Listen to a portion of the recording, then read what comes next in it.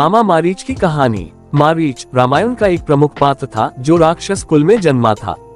वह रावण का मामा था और अपनी मायावी शक्तियों के लिए प्रसिद्ध था। मारीच की कहानी उस समय से शुरू होती है जब वह अपनी माता तारका और भाई सुबाहु के साथ वन में निवास करता था। ये तीनों ऋषियों और संतों को परेशान किया करते थे। जब राम और लक्ष्मण विश्वामित्र ऋषि के साथ उनके यज्ञ की रक्षा के लिए आए, तब राम ने तारका और सुबाहु का वध कर दिया। मारीच को भी राम ने अपनी धनुष की शक्ति से बहुत दूर समुद्र किनारे फेंक दिया। ये घटना मारीच के जीवन में एक बड़ा बदलाव लाए। वह राम की शक्ति से डर गया और हिंसक कार्य छोड़कर एक साधु जीवन जीने लगा।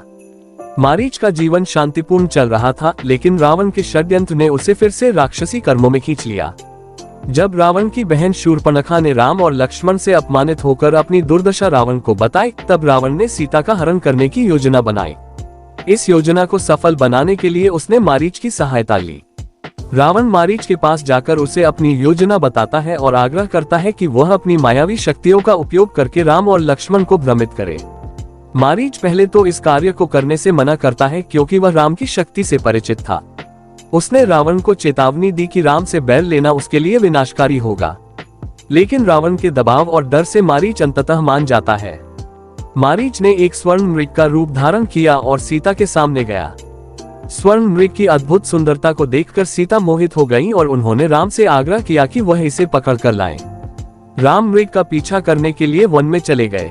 मारीच ने मृग के रूप में राम को दूर तक घुमाया और अंत में राम के बाण से घायल होकर मरने से पहले हे लक्ष्मण, हे सीता की आवाज लगाए। मारीच की यह चाल राम और लक्ष्मण को वन से दूर ले गई, जिससे रावण को सीता का अपहरण करने का मौका मिल गया।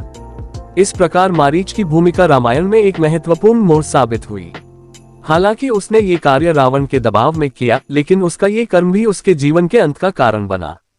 मारीच की कहानी हमें ये सिखाती है कि बुराई का साथ देना अंततः स्वयं के विनाश का कारण बनता है, चाहे वह कितना भी शक्तिशाली या मायावी क्यों न हो।